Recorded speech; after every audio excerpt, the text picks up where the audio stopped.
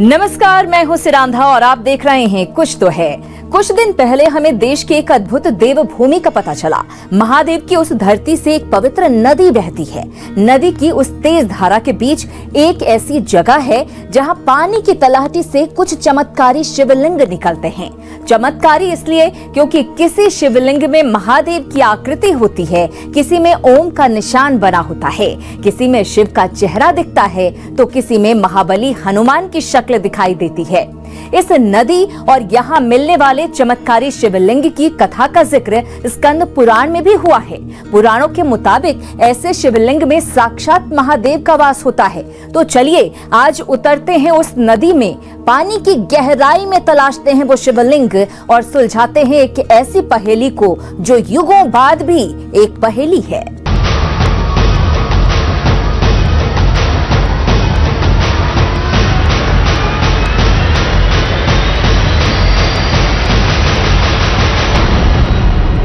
क्या ये सच है कि नर्मदा के हर कंकर में शंकर हैं?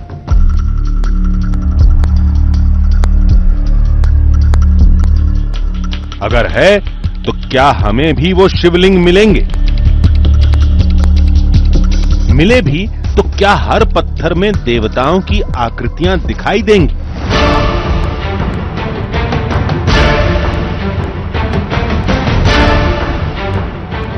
आगे क्या होगा, कैसे होगा, हमें कोई अंदाजा नहीं था। बस निकल पड़े थे एक ऐसी कहानी की तलाश में जो इससे पहले न कभी सुनी थी न कभी देखी थी।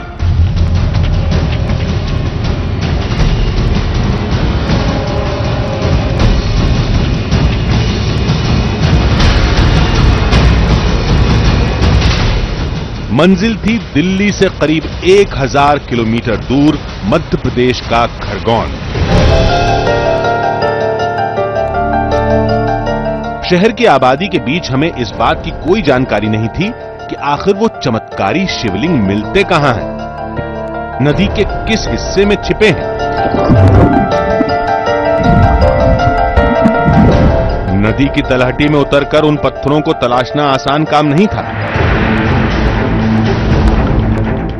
इसलिए बिना किसी जल्दबाजी के हमने इस तलाश की शुरुआत वहीं से की जहां से इस चमत्कार की कहानी का पहला सिरा जुड़ता है, यानी मध्य प्रदेश का महेश्वर धाम।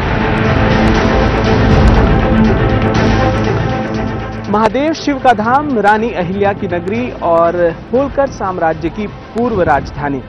मध्य प्रदेश के महेश्वर की यही पहचान हम भी जानते हैं और शायद आपको भी पता होगी। लेकिन एमपी के इस अजब से शहर में आज एक गजब की कहानी हमें खोज कर लाई है और ये कहानी है भगवान नर्मदेश्वर की। लेकिन ये कहानी हमें नर्मदा के घाट पर किसी मंदिर में नहीं मिलेगी, बल्कि इस कहानी के लिए हमें जाना होगा नर्मदा की गहराइयों में, जहां एक अद्भुत शिव संसार बसता है।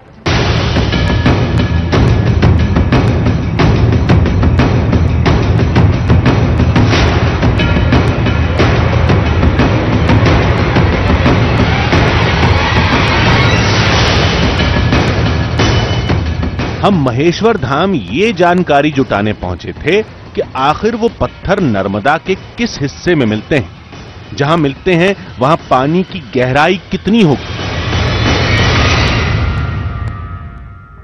क्या हमारे जैसा कोई आदमी भी उस गहराई में गोता लगा सकता है? लेकिन उससे पहले ही हमारी नजर पड़ी रानी अहिल्या की एक मूर्ति पर।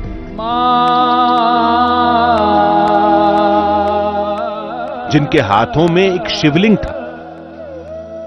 थोड़ी पूछताछ की तो पता चला कि ये वही नर्मदेश्वर शिवलिंग है जिसकी तलाश में हम यहां तक आए थे। महेश्वर महादेव का धाम है, भगवान शिव की नगरी है और इसी वजह से आप जहां कहीं भी जाएंगे वहां पे आपको शिव के मंदिर ही नजर आएंगे। यहाँ एक नहीं दर्जनों शिव मंदिर हैं और काफी पूजनीय है भगवान महादेव। लेकिन महादेव के बाद इस शहर में जिसकी पूजा की जाती है वो है महारानी अहिल्याबाई होलकर, जिन्हें यहाँ देवी अहिल्याबाई होलकर भी कहा जाता है। अहिल्याबाई होलकर को एक रानी के तौर पे तो पूजा ही जाता है, लेकिन साथ ही साथ उन्हें एक ऐसे शिव भक्त के रूप में देखा जाता है जिन्हें खुद महादेव ने दर्शन दिए थे। मान्यता है कि महारानी अहिल्याबाई होलकर भी उसी नर्मदेश्वर की भक्त थी, उसी नर्मदेश्वर की पूजा करती थी जिसकी तलाश में हम यहाँ तक आए हैं। लेकिन वो नर्मदेश्वर रूप यहाँ पर महेश्वर में नहीं मिलता, बल्कि उसके लिए हमें एक लंबा सफर तय करना है।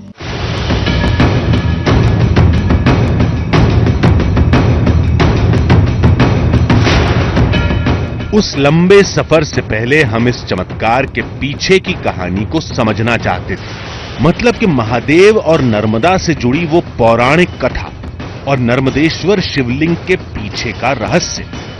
यहां बहुत से लोग मिले जो उस कथा के बारे में बहुत कुछ जानते थे। नर्मदेश्वर जो शब्द है वो नर्मदा और ईश्वर इन दोनों से बना है। ईश्वर हमारे यहाँ पे भगवान शिव का वाचक है, तो नर्मदा जी के शिव, नर्मदा जी के ईश्वर, नर्मदा जी से जिसका संबंध है, सीधा संबंध है, वो नर्मदेश्वर है। आदि काल में शिव पार्वती इक्ष्वाक पर्वत के ऊपर तपस्या कर रहे थे, तो तपस्या में लीन हो गए थे। तो उनका जो पसीना आया, उस पसीने से पूरा पर्वत जो है नम हो गया। अब वो पर्वत नम हुआ तो उसी से नर्मदा उत्पन्न हुई है। लोगों ने बताया कि पूरे महेश्वर में सिर्फ नर्मदा नदी से निकले उस शिवलिंग की ही पूजा होती है। हमें भी यहाँ के हर मंदिर में सिर्फ वही चमत्कारी शिवलिंग नजर आए। हमने इतना कुछ देख लिया था, इतना कुछ सुन लिया था कि दिल बेकाबू होने लगा था। हम जल्दी से जल्दी अपनी तलाश शुरू करना चाहते थे। लोगों से पूछा तो पता चला कि वो जगह यहां से करीब 50 किलोमीटर दूर है। बकावा में तो बड़े सुंदर शिवलिंग मिलते हैं। वहां पर आप देखिए तो किसी में आपको ओम की आकृति दिखाई देगी, किसी में तिलक बना हुआ है, किसी में जनेऊ है और अलग अलग रंग के। जब हमें इस कहानी का पता चला तो दिमाग में एक सवाल भी आया कि पत्थर तो हर नदी में मिलते हैं, पानी की धार चट्टानों को तलाशती है, इसलिए पत्थर चिकने हो जाते हैं, गोल हो जाते हैं। तमाम जगहों पर ऐसे पत्थरों को ही शिवलिंग का रूप दे दिया जाता है। फिर नर्मदा नदी में ऐसा क्या खास है? एक सवाल ये भी था कि वो चमत्कारी पत्थर सिर्फ नर्मदा नदी की एक खास जगह पर ही क्यों मिलते हैं? कहीं ऐसा तो नहीं कि पत्थरों पर बनी आकृतियों से एक भ्रम पैदा होता हो और लोग उस आकृति को भगवान का रूप मान लेते हों? शायद इस वक्त आप भी यही सोच रहे होंगे, लेकिन यकीन मानिए जब आप इस कहानी को देखेंगे तो आपकी गलतफहमी भी दूर हो जाएगी। तो चलिए शुरू करते हैं एक मुश्किल और अद्भुत पड़ताल। बकावा पहुंचने से पहले हमें बहुत सी चेतावनियां मिली थी, लेकिन बेकरारी इतनी ज्यादा थी कि हमने उन चेतावनियों की भी परवाह नहीं की और करीब 1 घंटे बाद हम बकावा में नर्मदा नदी के किनारे पहुंच गए। सोचा पानी की धार में हम खुद उतरेंगे और उस चमत्कारी पत्थर को अपने हाथों से निकाल कर लाएंगे। पानी के अंदर की हर तस्वीर हमारा वाटरप्रूफ कैमरा कैद करता रहेगा। पानी की साफ धारा के बीच हमें तमाम पत्थर दिखाई दे रहे थे, लेकिन शायद ये वो शिवलिंग नहीं थे जिनकी कहानी हमें सुनाई गई थी। सोचा थोड़ा आगे चलते हैं, शायद वहां कुछ मिल जाए, लेकिन आगे धारा इतनी तेज थी कि खड़े रहना भी मुमकिन नहीं था। हम हर पत्थर पर नजर जमाए हुए थे कि तभी एक नाव वाले से मुलाकात हुई और सारी कहानी समझ में आ गई। तो एमपी के जिस बकावा गांव के बारे में हमें बताया गया था, हम वहीं पर पहुंचे और हमने काफी देर खोज की। नर्मदा नदी में ही हम थे, लेकिन अब तक हमें कोई कामयाबी हासिल नहीं हुई है। अब यहाँ पर एक नाव मिली है और हम यहाँ पूछते हैं, कंफर्म कर लेते हैं कि क्या हम सही जगह पे हैं। तो भाई बकावा गांव यही है ना? जी, बकावा ग्राम ही है। अच्छा, तो नर्मदेश्वर शिवलिंग के लिए हम लोग दिल्ली से आए थे, तो क्या यहीं पे नर्मदेश्वर शिवलिंग मिलता है? जी नहीं, आपको यहीं पे नहीं मिलेंगे, आपको उधर मिलेंगे आगे। अच्छा, यहाँ पे नहीं मिलते ना? जी नहीं। अच्छा, कहाँ मिलेगा? आपको उधर मिलेंगे आगे। अच्छा, तो उसके लिए आपको उधर चलना पड़ेगा। हमने उस नाव वाले की सलाह मान ली। वो हमें एक ऐसे शख्स के पास ले जा रहा था जो अब तक नर्मदा नदी से सैकड़ों शिवलिंग निकाल चुके हैं और शायद इस तफ्तीश में हमारी मदद भी कर सकते थे। नाव के सहारे हम पास के गांव पहुंचे और गांव के बीचों बीच एक बड़े से मकान के बाहर हमारी मुलाकात हुई मिश्री लाल शाह से। मिश्री लाल शाह एक आश्रम चलाते हैं और तमाम गोताखोरों की मदद से नर्मदेश्वर शिवलिंग को निकालते भी हैं, जिसकी तमाम निशानियां आज भी उनके घर पर मौजूद हैं। यहां मौजूद हर शिवलिंग की अपनी कहानी है, अपनी खासियत है। मिश्री लाल ने बताया कि वो हमें भी नर्मदा की गहराई में ले चलेंगे और हमारे कैमरे के सामने ही शिवलिंग को निकाल कर दिखाएंगे। लेकिन उससे पहले उन्होंने कुछ ऐसे चमत्कार दिखाए जो हमारे लिए किसी अजूबे से कम नहीं थे। और एक शिवलिंग को देखिए, यहाँ पे हनुमान जो है वो शिवलिंग की पूजा कर रहे हैं, ऐसा नजर आ रहा है। ये सारे वो शिवलिंग हैं जो नर्मदा नदी से निकाले गए हैं। हमें एक शिवलिंग दिखाया गया जिसमें हूबहू वैसी ही आकृति थी जैसे महादेव के माथे पर होती है, यानी वो तिलक जिसे पुराणों में त्रिपुंड कहा जाता है। कहीं ओम का निशान था, कहीं अर्धचंद्र था, कहीं भगवान गणेश थे, तो कहीं जनेऊ की आकृति।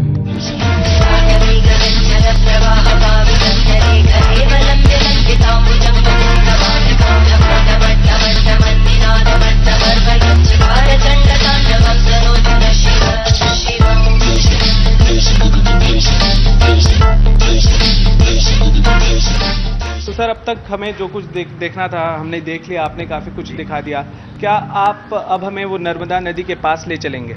हाँ जी, मैं बिल्कुल आपको ले चलूँगा, पर उसके लिए हमें थोड़ा सा समय चाहिए, क्योंकि वहाँ जाना हमारे बस की बात नहीं है। उसके लिए हमें गोताखोर, नाव और ये सारी प्रिपरेशन करना पड़ेगी। उसके लिए हमें थोड़ा समय चाहिए। हम सब लोगों को साथ में, एक पूरी टीम यूनिटी के साथ हम लोग वहाँ पर चल सकते हैं। ठीक है, तो आप थोड़ा समय ले लीजिए। यहाँ पे इन्हें थोड़ा वक्त चाहिए, क्योंकि लोकल लेवल पे कुछ अरेंजमेंट्स करने होंगे वहाँ जाने के लिए। वो इतना आसान नहीं है, कोई वो जगह ऐसी नहीं है कि वहाँ पे घाट बने हुए और हमें सिर्फ जाना है। तो आप सर अपना समय ले लीजिए, हम थोड़ी देर तक इंतजार कर लेते हैं, उसके बाद हम लोग चलेंगे। बराबर, डेफिनेटली मैं आपको ले चलूंगा। ठीक है। बातों बातों में शाम ढल चुकी थी। मिश्री लाल के मुताबिक शाम के वक्त नर्मदा के तेज बहाव में उतरना खतरनाक था, इसलिए हमारी तफ्तीश शुरू हुई अगली सुबह।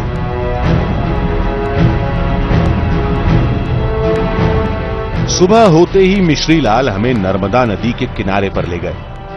बताया कि वो चमत्कारी शिवलिंग यहां नहीं, बल्कि नदी के बीचों बीच एक टापू के पास मिलते हैं। बिना किसी ट्रेनिंग हमारे लिए पानी में उतरना मुश्किल था, इसलिए मिश्री लाल ने गांव के कुछ गोताखोरों को बुलाया।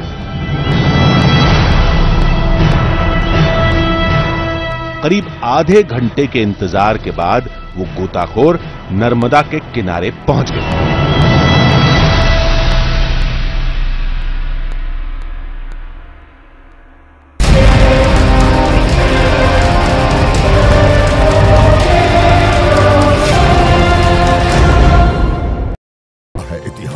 हमें जिन गोताखोरों की जरूरत थी वो मिल चुके थे, लेकिन एक मुश्किल अब भी थी, वो ये कि जब गोताखोर पानी की गहराई में जाएंगे तो वो तस्वीरें हमें दिखाई कैसे देंगी। हमें ये कैसे पता चलेगा कि पानी की तलहटी में कितने शिवलिंग मौजूद हैं। हमने थोड़ा दिमाग चलाया और फैसला किया कि हम अपना वाटरप्रूफ कैमरा गोताखोरों के साथ भेजेंगे, जो पानी के भीतर की हर हलचल को कैद करेगा। और यकीन मानिए, जब वो तस्वीरें सामने आई तो हमारे पैरों तले जमीन खिसक गई। हम नर्मदा नदी के किनारे पर थे। वो टापू आंखों के ठीक सामने था।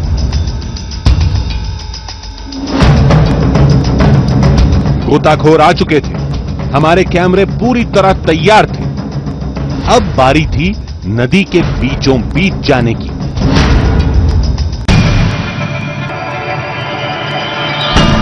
एक बड़ी नाव पर हमारा सफर शुरू हुआ। हम थोड़ा ही आगे बढ़े थे कि पानी के अंदर हमें कुछ पत्थर दिखाई दिए। इन पत्थरों का आकार किनारे पर मिलने वाले पत्थरों से थोड़ा बड़ा था। हमने अपने वाटरप्रूफ कैमरे के जरिए इन पत्थरों को देखने की कोशिश की, लेकिन तभी हमें बताया गया कि ये पत्थर शिवलिंग के आकार के जरूर हैं, लेकिन इन्हें नर्मदेश्वर शिवलिंग नहीं कहा जाता। यहाँ गहराई बहुत नहीं है, लेकिन धार इतनी तेज है कि कोई नीचे उतर नहीं सकता। लेकिन फिर भी देखिए चारों तरफ वो पत्थर दिखाई दे रहे हैं। शाह जी, क्या ये वही पत्थर है जिन्हें नर्मदेश्वर कहा जाता है? हाँ जी, ये वही पत्थर है जिनको नर्मदेश्वर शिवलिंग कहा जाता है। वैसे तो नर्मदा जी का हर कंकर शंकर होता है, बाकी हमें और कुछ अद्भुत शिवलिंग की अगर खोज करना है तो हमें और आगे उस टापू पे जाना पड़ेगा। तो जो शिवलिंग की हम लोग बात कर रहे थे, ये वो शिवलिंग नहीं है? हाँ जी, ये अभी वो शिवलिंग नहीं है। जो हमें नर्मदेश्वर शिवलिंग और जो हमें आकृति वाले शिवलिंग की खोज है वो हमें उस टापू पे मिलेंगे। तो अभी हमें काफी दूर, हाँ अभी हमें काफी दूर सफर करना है। चंद मिनटों के सफर के बाद हम नदी के बीच बने एक टापू तक आ गए।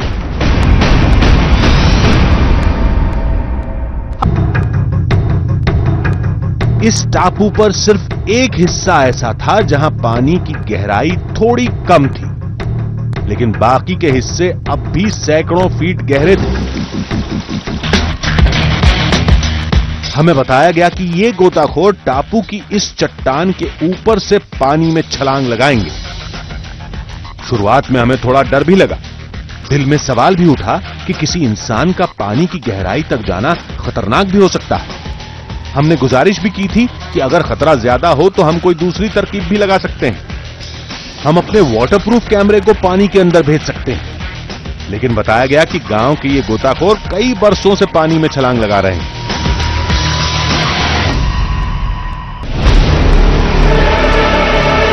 चंद मिनटों बाद ही गोताखोर पानी में उतरने के लिए तैयार हो गए और देखते ही देखते दो गोताखोरों ने पानी में छलांग लगा दी। देखते ही देखते कुछ और गोताखोर भी पानी में उतर गए। हमारा एक कैमरा बाहर से ही पानी की हलचल देखता रहा और दूसरा कैमरा नदी के अंदर की तस्वीरें कैद करता रहा।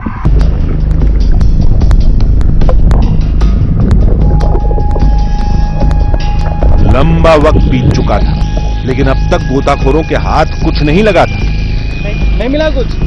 नहीं। हमने हिम्मत नहीं हारी, कोशिश जारी रही। कुछ फीट और अंदर गए तो गोताखोरों के हाथ एक ऐसा पत्थर लगा जिसे देखकर हम भी हैरत में पड़ गए। लाल रंग का एक अद्भुत शिवलिंग, शायद नर्मदेश्वर शिवलिंग। अरे वाह, बहुत ही अद्भुत, बहुत ही अद्भुत। कहीं न कहीं हमें माता रानी ने बहुत बड़ा आशीर्वाद दिया है। आप देख पा रहे हैं इसमें, ये देखिए पूरा ओम है, नेचुरल। अच्छा अच्छा, जी जी ओम जी, है। हाँ जी हाँ जी हाँ जी। तो अपने दर्शकों को हम दिखाएं कि ये ओम शेप आप बता रहे हैं। हाँ जी हाँ जी, ये देखिए ये पूरा ओम शेप है और इधर बिंदु है और अच्छा, ये अच्छा। पूरा वेल ऐसा कुछ नहीं है, पूर्णतः ओरिजिनल नर्मदेश्वर शिवलिंग है। काफी भारी भी है। हाँ, काफी जी जी जी, काफी भारी है और ये मान के चले कि आप लोगों को एक विशेष आशीर्वाद स्वरूप मिला है। काफी परेशानी हमें जरूर हुई, लेकिन अब हमें पता चला हम काफी लकी हैं क्योंकि ये शिवलिंग मिला है। ये आप बता रहे हैं, हाँ ये जी, ऐसा हाँ आपने भी नहीं देखा? नहीं नहीं नहीं, मैं अपने जीवन में पहली बार ऐसा शिवलिंग देख रहा हूँ जिसमें इतना सुंदर और इतना अद्भुत है और पूरा हनी कलर है। उसमें पूरा ऐसा लग रहा है कि कहीं ना कहीं किसी ने, प्रकृति ने पेंटिंग कर दी हो। शिवलिंग को सूरज की रोशनी में देखा तो यकीन नहीं हुआ। शिवलिंग पर वाकई एक आकृति बनी थी, जैसे किसी कलम से इस शिवलिंग पर ओम लिखा गया हो।